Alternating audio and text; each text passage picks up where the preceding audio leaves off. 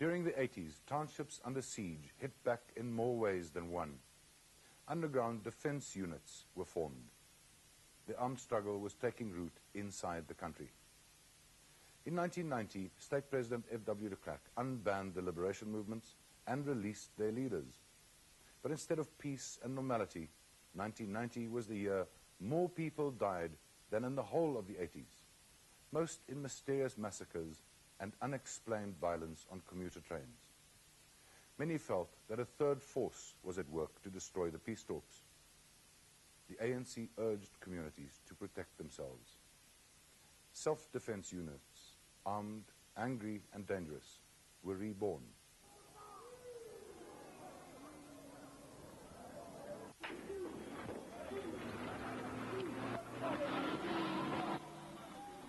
By late 1990, the ANC was increasingly alarmed at their inability to protect their people from the wave of violence that was engulfing many townships.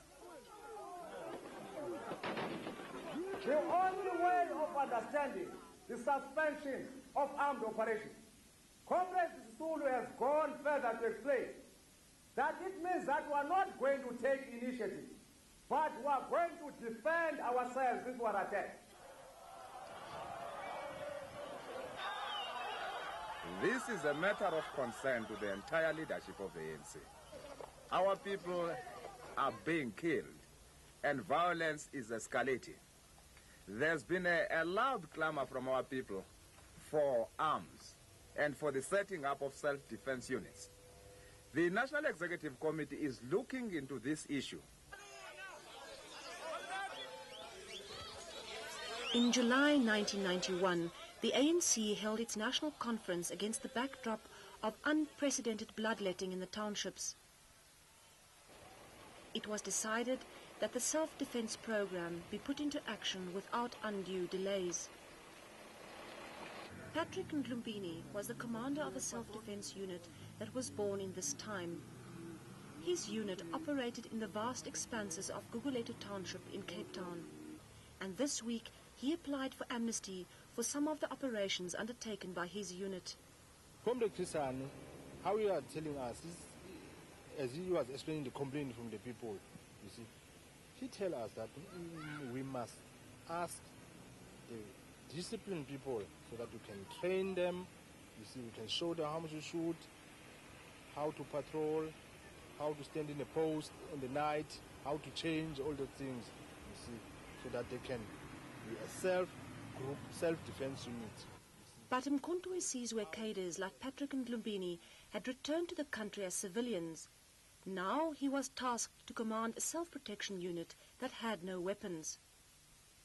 Yes, Comrade Tisani was explaining that we know how to use initiatives to get guns, you see, so that we must try to use our initiatives. So that's how was we started to think that, no, okay, the easiest way is to disarm, you see, the police so that we can get the arms, you see. And this is exactly what his unit did.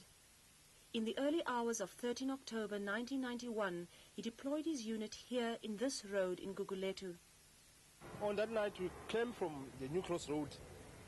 I was armed with an R4 rifle. Other comrades were armed with a shotgun, handguns. And then we get to this stop. We see that no, there's no vans there because we were sure that the van must stop in this stop. So that we see no, the nice place to deploy is that place. So we move from this stop, we go to that place where I shown first. When we deploy there, we wait for the van. Exactly, the van was coming straight from the Gugulethu towards Nyanga East. And then we started to attack that van. My aim was to shoot at the front of the van so that the van can be popped and stopped so that we can come with our guns and point the police and disarm them and leave them. All they achieved in the attack was to wound one policeman. His unit later also attacked the home of a man they believed was involved in taxi violence. Again, nobody was killed, but a young girl was left deaf. Yes, Mr. Klerk, I have shaking hands because I feel sorry, especially for his daughter, if it's true that you get problem of the year from that attack, you see. So very sorry for that, you see, because it was not our aim. But our aim was to make him sure, knew that he's not needed in the community. Not all self-defense unit action was this benign. In the townships around Johannesburg, self-defense units were involved in day-to-day combat with, amongst others, Inkatha members and the Internal Stability Unit. Many people lost their lives in the ever-spiraling violence, and for many the self-defense units were no longer only defending. The lack of control over their actions had made them part of the problem. Didn't you, the ANC, think it was irresponsible to arm people over whom you had no control? We did the best we could. I think it's easy with 2020 eyesight looking back, Archbishop. We did the best we could. We responded to a plea from the community. We responded to a volatile and dangerous situation in which people were being slain.